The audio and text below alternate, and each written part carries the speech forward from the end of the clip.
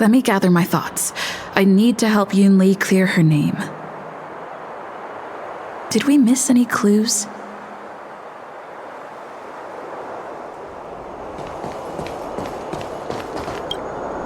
I don't want to make things difficult for official Dahao. Let's do this his way, and prove my innocence. If I can find that cursed sword, I can prove my innocence right away.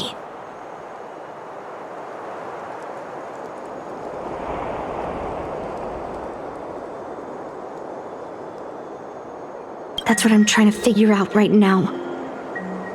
There's something else bothering me. Why would the thief take the sword, but leave the case behind? Did they melt down the sword like I wanted to? Yeah, maybe. But if the case was too much trouble, wouldn't it be too conspicuous to carry around the sword like that, in plain sight? Who could have thought that the Miekaki vesa would be stolen, and that the prime suspect is General Huayan's granddaughter? Regardless, we've accomplished our mission, and now it's the Xianzhou's problem. By the way, why did that girl call it a cursed sword? It's quite upsetting.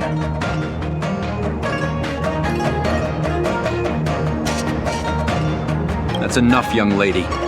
Let me get something straight. On Kalevala, this sword has always been highly revered. The first master of the Miekaki vesa slew countless demons and then passed it down to a line of wise monarchs. The monarchs would heed the guidance of the hero spirits within the sword and gain insight into defeating their enemies.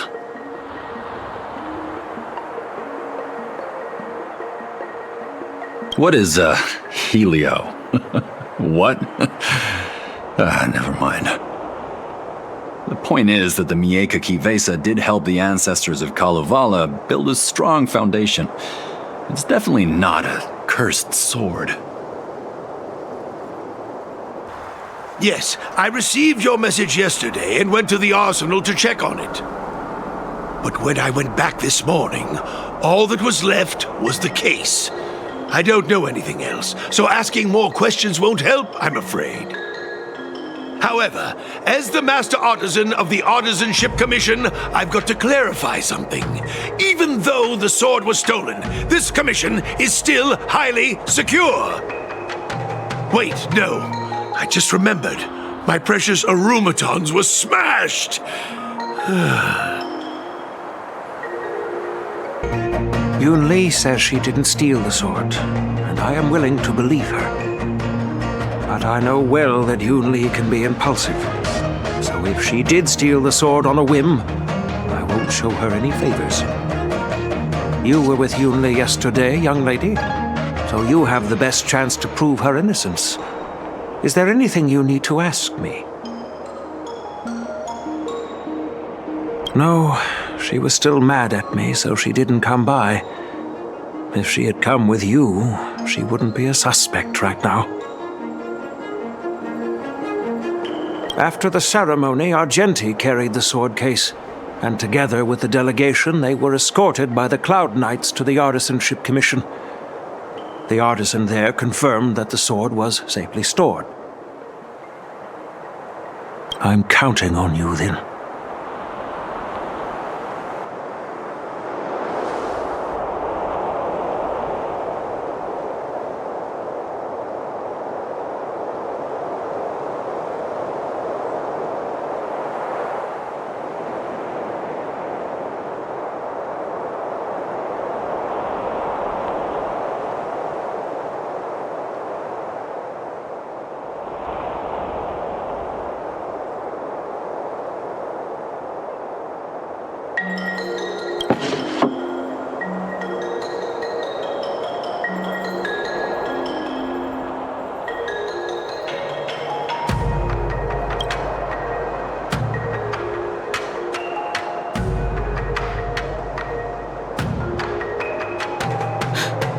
Why is this flower petal inside the case?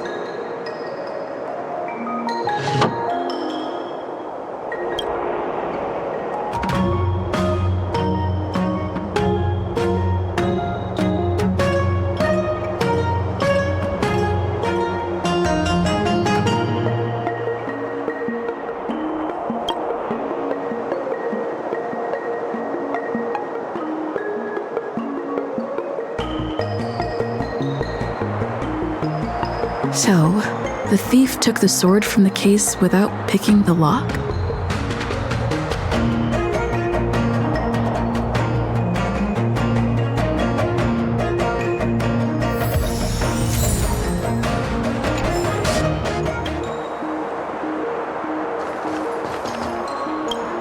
If you've found any clues, feel free to tell everyone. Thank you. But I'm not sure if I can convince Mr. Dahao. 100% sure. Fine. Let me go through my reasoning again, and you can interrupt if anything feels off. Throughout the entire incident, there was only one suspect who broke into the Artisanship Commission, and that was Miss Yunli. Your statement isn't quite accurate. Argenti, the delegation members, and even me, we were all at the Artisanship Commission at some point. True.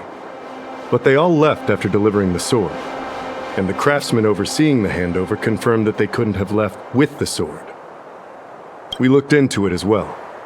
Before Guyun was handed over, the side crane at the entrance of the Artisanship Commission captured you leaving. But there's no record of Miss Yunli leaving. Why would I dare leave through the main entrance after smashing the Arumatons?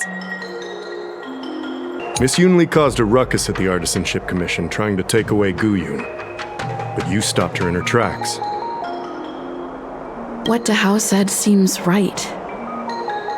Exactly.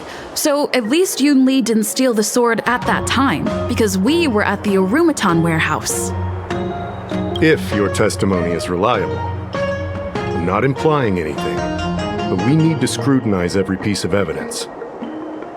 After bidding farewell to you, Yunli pretended to leave, but snuck into the arsenal alone and stole Guyun. After Yunli and I went our separate ways, I messaged Master Gongshu to inform him about the incident. And much later, Master Gongshu told me the sword was confirmed safe. So up until that point, Yunli couldn't have stolen it. Can I prove this?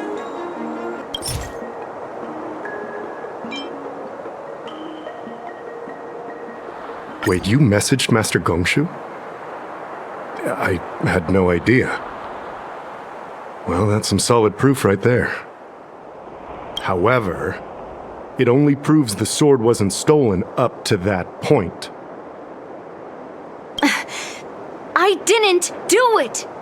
We haven't found any other suspects or evidence. Looks like you're missing some crucial evidence. There are no signs of the arsenal being broken into, so the only real evidence is the sword case. No, the fact that there are no signs of a break-in is suspicious in itself. Which piece of evidence should I use to convince Dahao?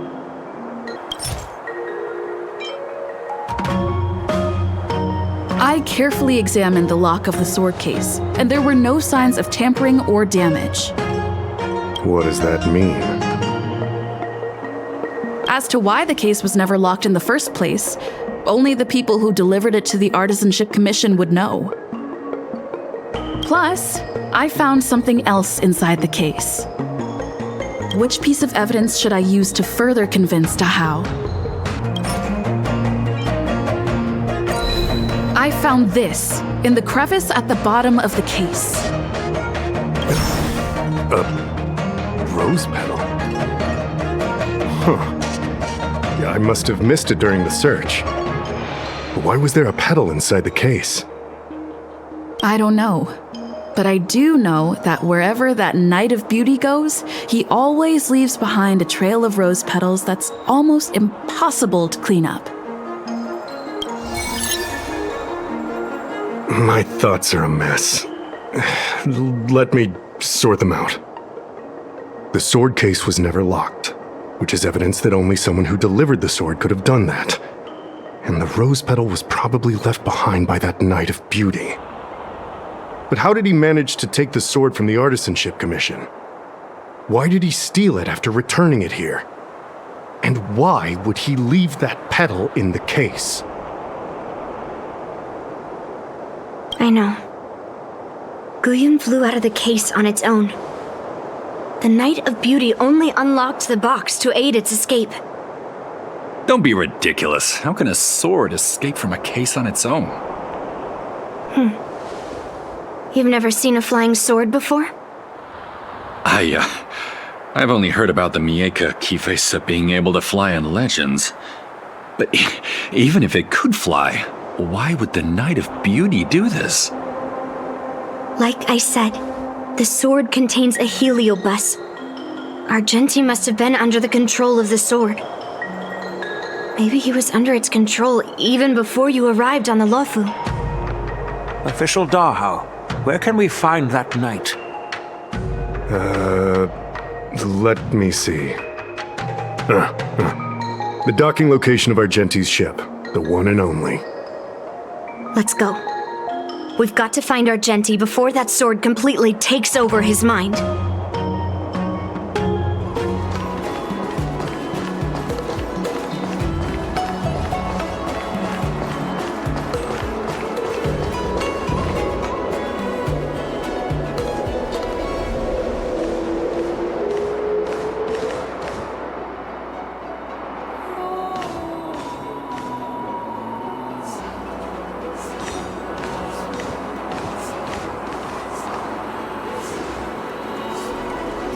I've been waiting for you here for quite a while.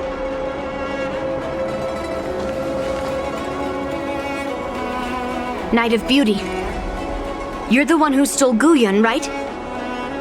Hand it over. You have no idea how dangerous that cursed sword is. Dangerous? In my humble opinion, the real danger is always the hand wielding the weapon. Yes, I did. As a Drilla's knight, I've sworn to live in poverty, and I abhor theft. I had to leave behind a rose petal in order to keep my promise to Master Guyun and uphold my knightly oath. What? What do you mean? I agreed to assist Master Guyun in its escape from the Xianzhou. As the person who pulled it from the stone monument, captivated by its beauty, I must not let it down. I couldn't stay in the arsenal to convince the craftsman, nor did I want to take the sword like a thief. That's why I left behind a small piece of evidence that pointed to my identity in the hope of an open and honest conversation with you. Whatever your reasons are, you're planning to take the cursed sword away from the Xianzhou. Hand it over to me! Back then, it was the beauty of Master Guyun that impressed me, so I willingly embarked on the journey to return the sword. But unfortunately, Master Guyun's homeland is no longer the ideal place for it to return to. As a Knight of Beauty, I must not abandon it halfway. Oh no. He's completely captivated by the power of that cursed sword. The solution is right in your hand. Captivated? No! I am touched by Master Guyun's flawless beauty! To be honest, I'm confused why none of you can understand this sword. This is quite heartrending. I've already made up my mind to take Master Guyun away from the Xianzhou. That cursed sword has messed with your ability to think. But I'll break you free from its grip. I'll shatter its illusion. And the sword itself. Fair lady, if you're intent on taking away this person, this sword that is under my protection, please engage me with a fair duel according to knightly etiquette. As a representative of this duel, I, Argenti, challenge you. I swear on the spirit of chivalry, in front of Adrilla the Beauty, that I will represent Master Guyun in this duel. If I win, you will allow Master Guyun to leave the Xianzhou with me. And if you best me, Miss Yunli, I'll accept my defeat and turn Master Guyun over to you. Do you accept my challenge, Miss Yunli? Fine. Let's see whose desire is stronger. Your desire to take it away, or my desire to hunt down all cursed swords. Show me what you've got. You're not going to use Guyun to fight for victory? Well, I know a thing or two about swordplay. In a proper duel like this, a knight should rely on the skills he's honed day and night. You're a real weirdo.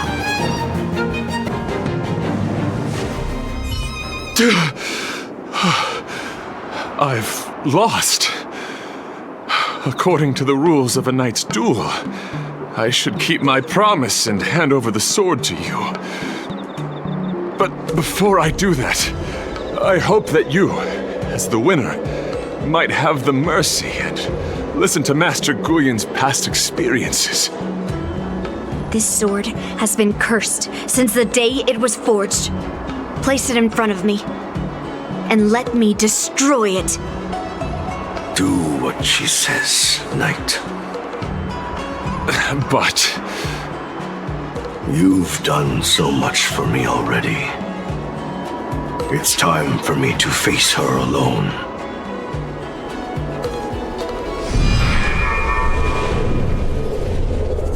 I'm weary of fighting. I just want to share my past with you, to explain why I wanted to escape. After that, I'll leave my destiny in your hands.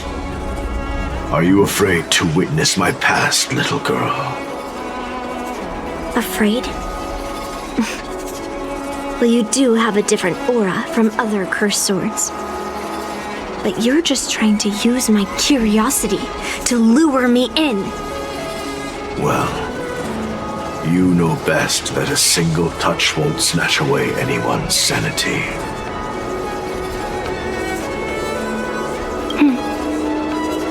Fine. Show me your past.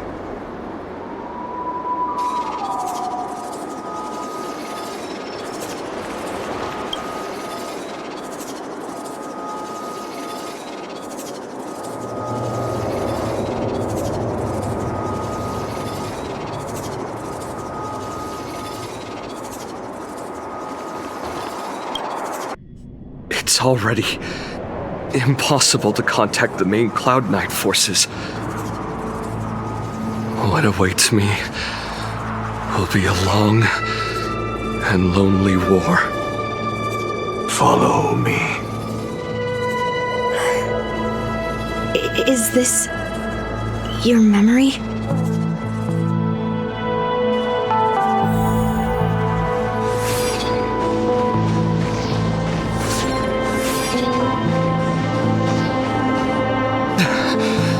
It's so cold here.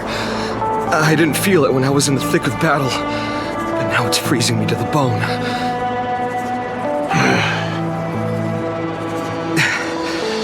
You're indeed a masterpiece from the Xianzhou Juming.